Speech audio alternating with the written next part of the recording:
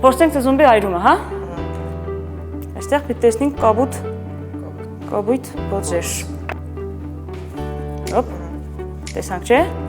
Քիմիական նյութերի ստեղծման գաղտնիքները, ռեակցիաներն ու բանաձևերը ուսումնասիրելու ճանապարհին ծնունդով Գյումրիից Ֆրանսիա բնակաղջիկը հասավ նախ Մարսելի, ապա հեղինակավոր Սորբոնի համալսարան։ Այսօր արդեն գիտնական է, դոկտորի աստիճանով։ Ամիսներ առաջ Անժելան ավարտել համալսարանը, մինչև Ֆրանսիայում կարիերա սկսելը անսպասելի որոշում է կայացնում՝ վերադառնալ Գյումրի, գիտելիքն ու փորձը ներդնել այստեղ, կրթել նոր սերնդին, արթնացնելով այն նույն կայծը, որը փոխեց իր կյանքը։ Ես ընտրեցի Գյումրի գալ, որովհետև ծնունդով հենց Գյումրիից եմ ու այս 15 տարի Գյումրիի հետ չէի եկել։ Եղնի ընկերությունը, բարեկամությունը շատ հետ էի մնացել, դրա համար որոշեցի գամ իմ հենց բնիկ քաղաքը Գյումրին ու եկանք համաձայնեցա, որ այստեղ կլինի փորձի փոխանակում։ Ես իմ գիտելիքներով երեխաներին կսովորեցնեմ, աշակերտներին իրանք էլ իրենց գիտելիքներով ինձ կհարստացնեն։ Կրթական ծրագրերն ու առարկայի դասավանդման մեթոդներն այստեղ եւ Ֆրանսիայում նույնը չեն։ Առաջինը դա նկատեց Անժելան։ Բայց զարմանքն ավելի մեծ եղավ, երբ մի քանի օր աշակերտների հետ աշխատելուց հետո հասկացավ, ինչ մի ուժեղ ներուժ կա, որն անգամ իր համալսարանական գիտնական ընկերների ու գոլեգաների շրջանում չկա։ Խնդիրը ձևակերպելու, խնդիրը հասկանալու, լուծելու, մեթոդներ կիրառելու մեջ իրանք շատ ուժեղ են, որ մեր մոտ ձև զարգացած չէ։ Մենք այնտեղ հիմնականում կփորձենք հասկանալ խնդրի էությունը ու միանգամից լուծում տալ, բայց կորզնականորեն։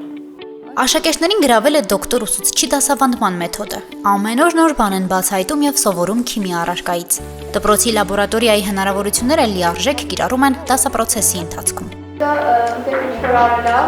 մեզ այդ ամենը ցույց է տալիս ու շատ հետաքրքիր է, որտեղ բաներ կա, որ մենք դեռ չենք տեսել ու նոր-նոր սովորում ենք։ Տարբեր նրբություններ նա նրբությունների մասին մեզ պատմել է, ինչպես ճիշտ ռեակցիաներ է կատարել, ինչ մոլային հարաբերությամբ, ինչ չափաբաժնով նյութերն իրար ավելացնել, որ ճիշտ արդյունք ունենանք։ 11-ից մոտ օրգանական քիմիա ենք անցնում, Անժելը երեխեքին ներկայացրեց իր կատարած աշխատանքները եւ դա տեսանյութով ներկայացրեց իրենց տեխնոլոգիաները Ֆրանսիայում կատարված, այն ինչը մենք բնականաբար այդ հնարավորությունները չունենք։ Դոկտոր Կարապետյանը 5 ամսով է եկել, շուտով կլրանա կամավորության ժամկետը, բայց նպատակ է դրել մինչև մեկնելը առարկայից եւս մի քանի բան սովորեցնել։ 2010 թվականից Ֆրանսիայում են բնակվում։ 15 տարի անց ու ընդամենը 5 ամսով իր քաղաքում մնալն ու ապրելը շատ կարճ ժամանակ էր, բայց վերադարձի նպատակները մնում են։ Քիմիկոսը որոշ ծրագրերի իրականացումը կապում է հայրենիքի հետ, համագործակցությամբ կոնկրետ արդյունքներ ստանալու համար։ Ճիշտն ասած, երազանքներից է, երազանք նաև նպատակ։ Մեկը այն է, որ ունենամ սեփական լաբորատորիաս Ֆրանսիայում ու շատ մեծ համագործակցություն ունենամ Հայաստանի պատանեկության հետ, որ նախ կարողանանք սիրը տալ, որ դպրոցից արդեն երեխաները սկսեն սիրել հենց գիտական առարկա, լինի աղջիկ, լինի տղա առանց տարբերության ու հենց այդ գծով շարունակեն։ Ինչու ոչ այստեղ նաև մասնաճյուղեր ունենամ իմ անձնական լաբորատորիայից Երևան, Գյումրի, Վանաձոր կապ չունի։ Զարգացնենք ընդհանուր գիտական մասը, որովհետև երկրին պետք են ինժեներներ, երկրին պետք են գիտնականներ,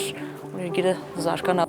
Ինչպես կրթության, այնպես էլ այլ ոլորտներում 20 սփյուռքահայ երիտասարդներ իրենց կամավորությունն են անցկացնում Հայաստանի տարբեր բնակավայրերում։ Ուսումնասիրում են մարզերի ու համայնքների ռեսուրսներն ու հնարավորությունները, հետագայում իրենց գաղափարների տեղայնացման նպատակով։ Հաջողության հասնելու դեպքում նրանցից շատերը չեն հեռանում, մնում եւ ապրում են այստեղ։ Հասմիկ Թումասյան, Արարատ Ծատուրյան, Հորիզոն